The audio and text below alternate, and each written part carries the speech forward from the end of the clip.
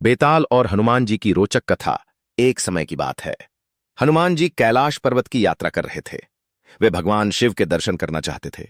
यात्रा के दौरान घने जंगलों से गुजरते हुए उन्होंने एक विशाल वट वृक्ष देखा, जिसकी शाखाओं पर सैकड़ों चमगादड़ लटके हुए थे। उसी वृक्ष की सबसे ऊंची डाल पर एक विचित्र आकृति बैठी थी।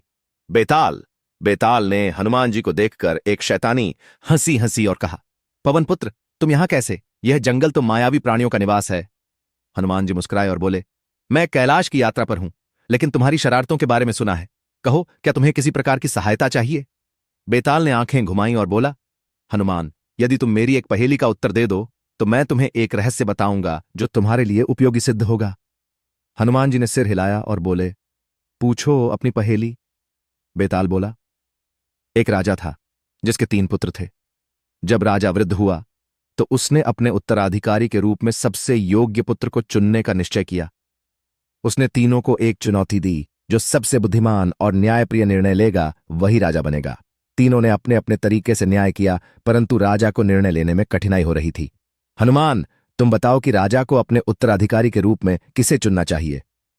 हनुमान जी ने थोड़ी देर सोचा और फिर बोले, जिस पुत्र ने न्याय करते समय न केवल नियमों का पालन किया बल्कि दया और करुणा भी दिखाई, वही सही उत्तराधिकारी होना चाहिए।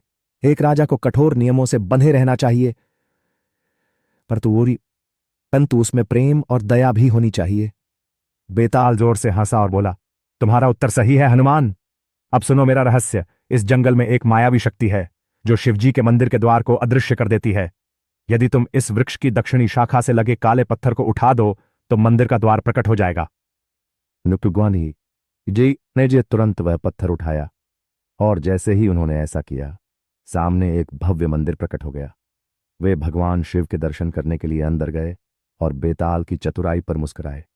हनुमान जी के जाने के बाद बेताल फिर से अपने वृक्ष पर जाकर बैठ गया।